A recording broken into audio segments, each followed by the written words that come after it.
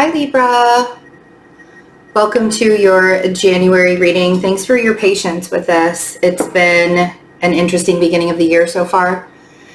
So let's talk some astrology before we get into the cards. I know that it feels so much better to not have that restriction, that Saturnian restriction on the home life, right? On the family and the home life. There are a few lessons that are sort of being squeezed out of that process, but it's just so you can step into your passion, so you can step into the joy and moving forward and learning how to have fun again. Like, it's been so strict for the last couple of years that it's been a little bit difficult to just enjoy stuff, right? Like, it's almost like you have to force yourself to be happy and to have fun, and we're not doing that anymore. Like, we're just going to enjoy life and have a good time and flow with the energy from here on out, right? I mean, it sounds good. So a couple of things that are happening this month. We have Venus moving into Capricorn, we have Mercury moving into Aquarius, and we have Mars moving into Taurus. So that Venus in Capricorn is going to bring such a lovely vibe to your home life. It's going to bring the practicality of a Venus in Capricorn. Of course, that's going to exist, but feeling so much lighter, feeling so much more love and security and safety in the home life, where it's just been that like fearful, like it's been really hard to find that comfort and find that safety. And it doesn't even necessarily have to be the structure that you're finding the safety in. That Venus in Capricorn feeling is going to help you find that safety and structure and that love that exists within yourself as well. Because the fourth house isn't just about the structure on the outside, it's also how we're creating the structure on the inside. Mercury in Aquarius, really allow yourself to think big. Like, it is time to dig into those passions that you have been putting away for a really long time. This is the opportunity, and Mercury in Aquarius is all about future forward thinking. Now, we do have a retrograde pre-shadow period starting mid-month, and Mercury does go retrograde in Aquarius on January 30th, but that doesn't mean that you don't make plans and you don't allow yourself to enjoy having Mercury in your fifth house, because that stuff, I mean, that's going to be really exciting, and it's going to be like sparks of genius flying all over the place. So really let yourself dig into that. Be discerning. Don't try to rush things. Mercury in Aquarius can really, like, it can make us want to rush into things, or we can skip steps sometimes.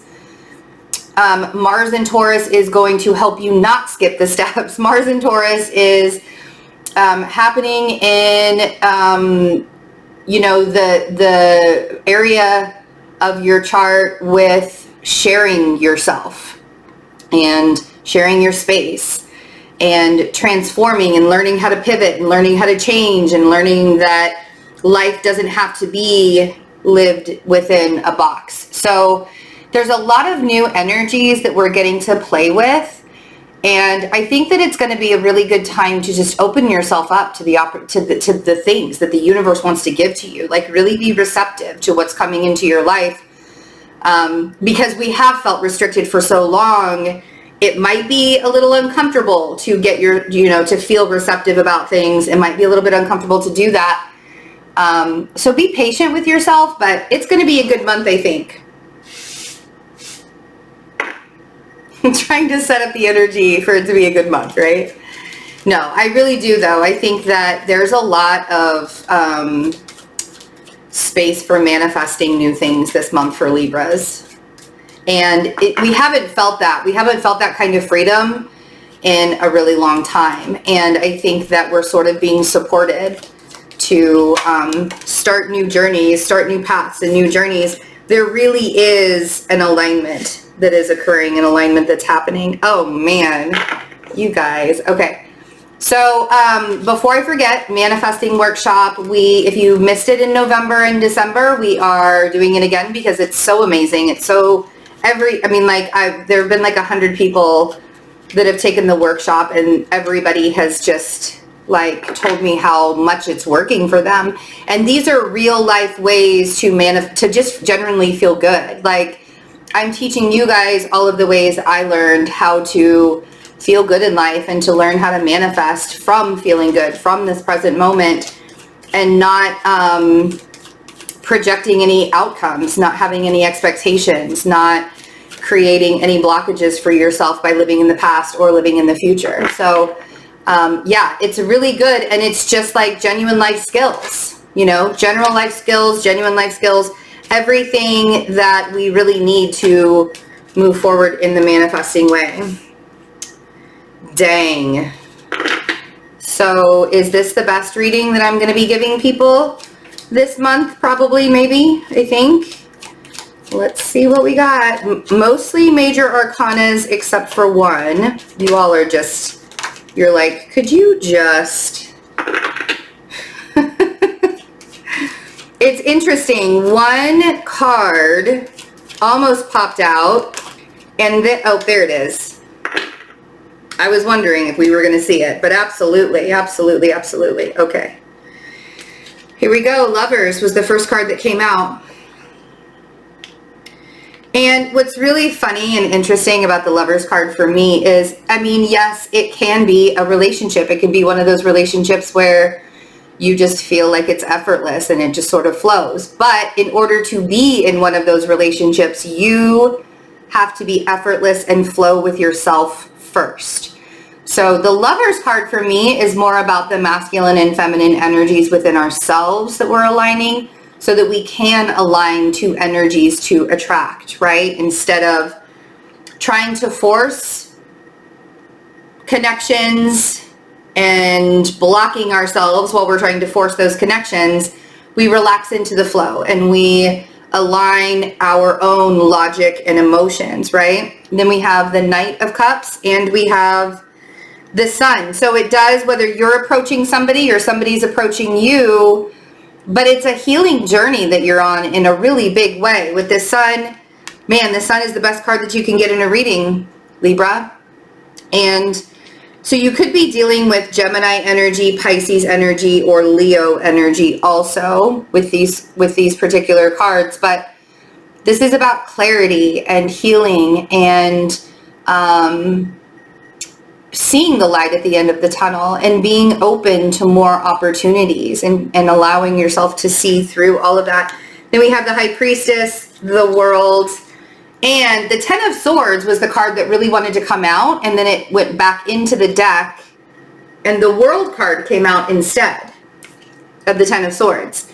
And then when I was talking about it, and I was like, this one card really wanted to come out, and it came out with the Ten of Cups. And so now it makes sense to me why it didn't come out, because there isn't necessarily a negative ending that's happening.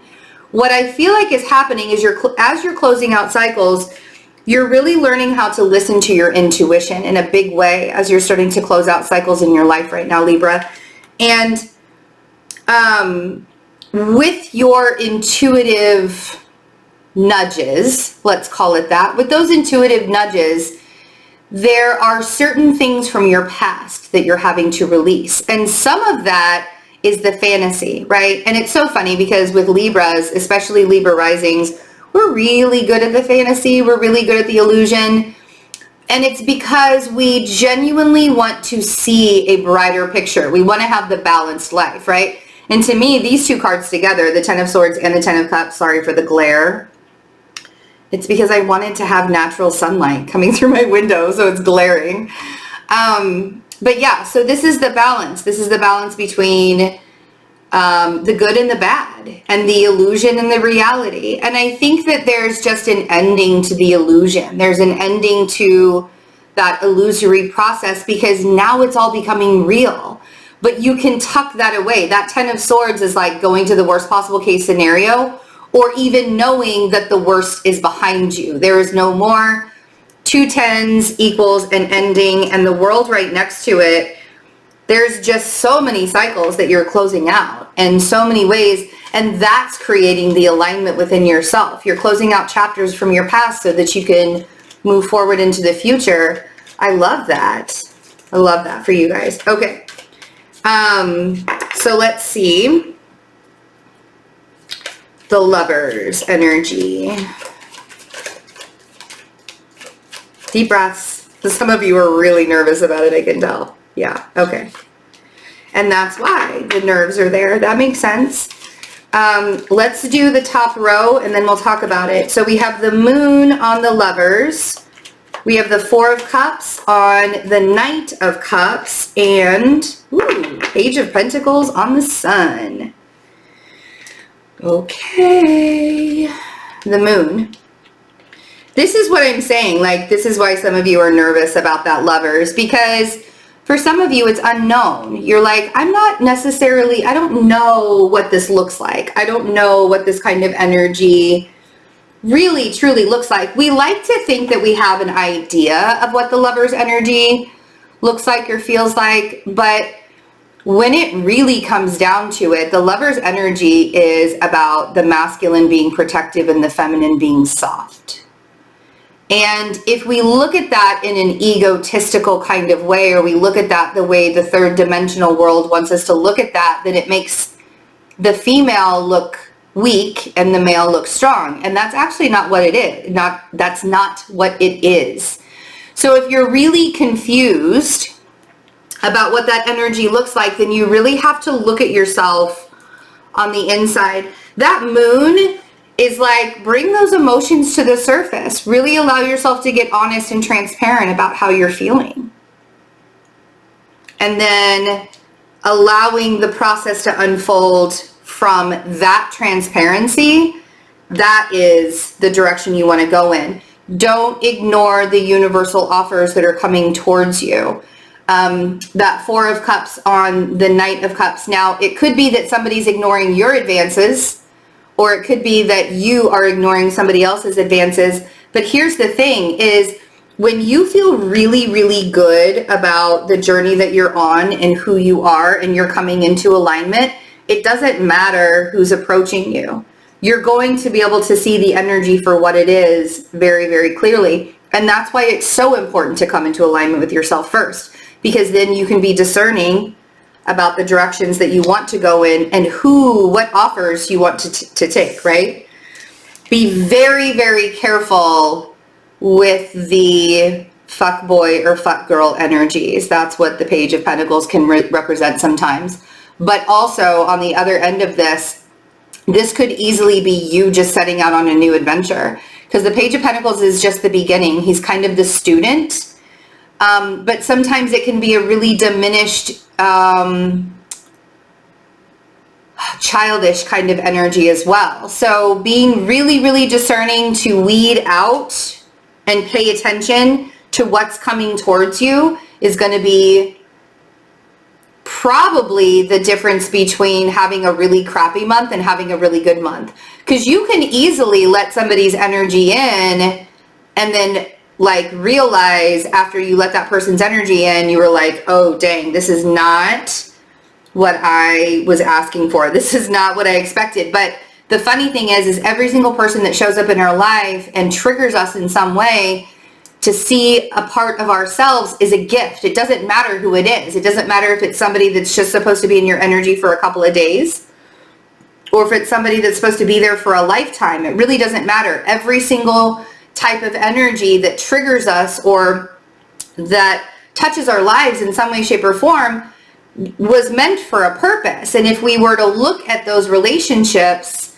and look at those connections as purposeful and not just painful, it can be a lot more accepting. It can be a lot more, it can be a bigger healing process. And I think that that's what you're really working through, is allowing yourself to be in alignment so that you can see when somebody's fucking with your energy, when somebody's messing with you in a big way, right? Like, you want to be clear, you want to be open for that. And I think that that's what you're doing. It really feels like you are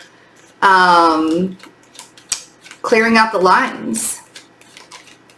How do I want to say that? Clearing out the energy lines, really. Like, it's clearing out the energy cords, clearing out the energy lines, making sure that your aura, all of the holes in your aura are sealed up correctly, right? If you're looking for the forecast readings that I do every year, those are only going to be on the memberships. I'm working on them this week. So they'll all be posted in the memberships this week. All of the forecasts, January through June energies, are going to be in the memberships. I've had a couple of people ask me where those are, and that's where they are. So if you want to become a member, that would be really fantastic. We do a lot of fun things in the memberships. There's going to be even more access and learning astrology and learning tarot and learning all of the things. And you can join by clicking join underneath this video, or you can go to Patreon. That information is in the description box. Let's see what the world, okay, couple of things. Oh, okay, peanut gallery, couple things. All right. So you're really going to have to trust your own intuition, Libra, because it looks like people are going to have opinions. And that's the funny thing. It's like you're just trying to manifest. You're just trying to create. You're just trying to make things happen. And the energy that you're trying to give out to everybody is like, I'm just trying to live over here. Like, I'm not trying to be up in anybody else's business or, you know, mess with, like, that's not what this is all about. So, being super discerning about everybody, because it is time for the illusion to fall away and for the reality to set in. The reality can actually look better than the illusion if you're in alignment with it, right? Page of Wands is at the bottom of the deck, so there might be some conversations that you're going to need to have, or some messages. Oh, my shoulders just really started to hurt. Okay.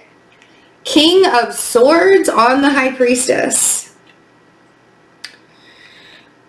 All that logical nature, right? There you are.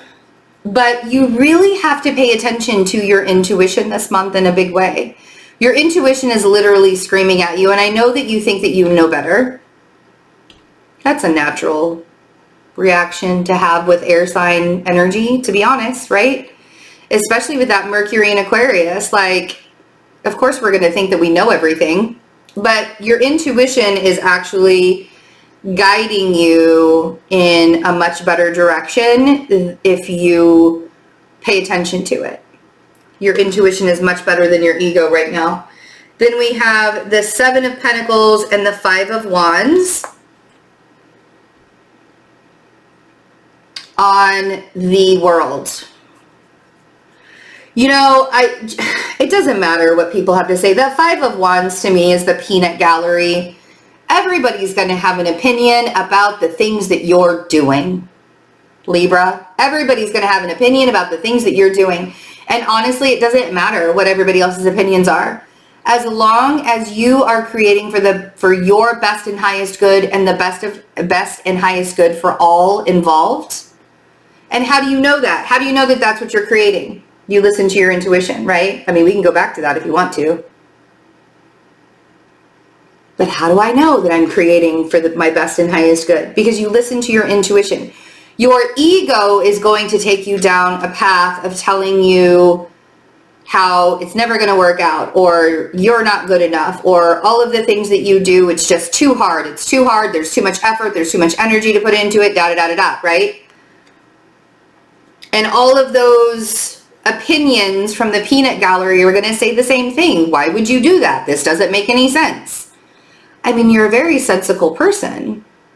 Sensible. Sensical. Whatever. It's that day. It's that day. All right, so we have Judgment on the Ten of Swords and the Ten of Cups.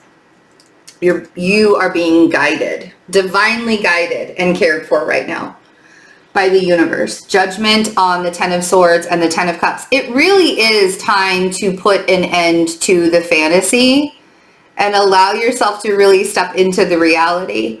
And I think that this is going to happen regardless of whether you can see it, how it's happening or not. Like, even but all of the behind the scenes stuff, right?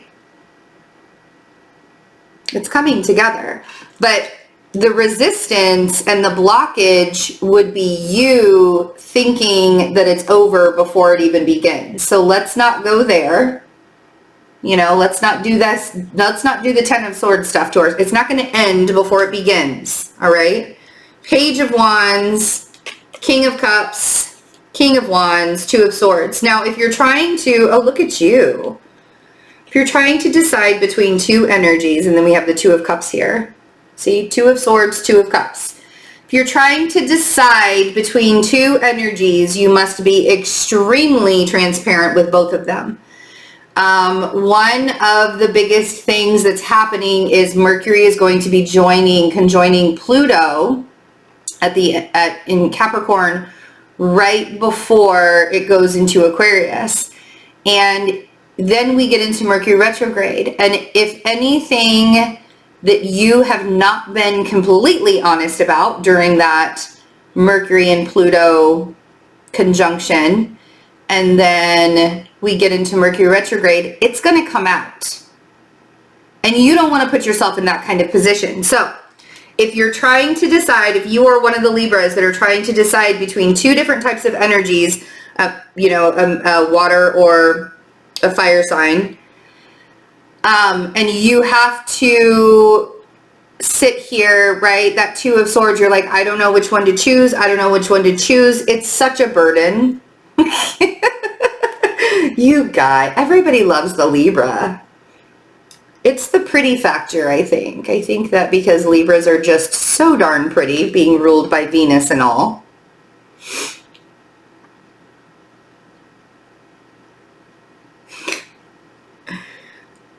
So trust your gut. Trust your gut when it comes to trying to make this decision. If this isn't about trying to make a decision between two people, this may be more about you trying to make a decision on what that Two of Cups is supposed to look like for you, and the burden factor of hanging on to what you think the Two of Cups is supposed to look like. That Ten of Wands, we have 10, 10, 10, and then the World here. So there's a lot of cycles that are ending, and I think your whole idea when it comes to relationships and how they're supposed to look, I think it's all changing. There might be some risks that you're going to have to take. Calculated risks. I'll add that. There are some calculated risks that you're going to have to take this month, but it's all to help you grow. It's all for the process of growth. Okay? I have 20% off all of my readings, astrology and tarot, until January 8th. It expires at midnight Central Standard Time on January 8th. And after that, I'm actually going to be closing up my books a little bit, so I won't be doing as many readings as personal readings. So if you would like to get a personal reading with me, now is the time to schedule it. You can schedule it directly on my calendar and use Fearless20 as the code for 20% off. Also, Manifesting Workshop, end of January. We have a lot of exciting stuff coming up this year, so if you want to be first in line to find out all of the announcements, go ahead and join the membership. We have a lot of exciting stuff in the memberships too, including the forecast readings for 2021. I love you guys. Have a wonderful January. Thanks for your patience with this reading. I'll see you later. Bye.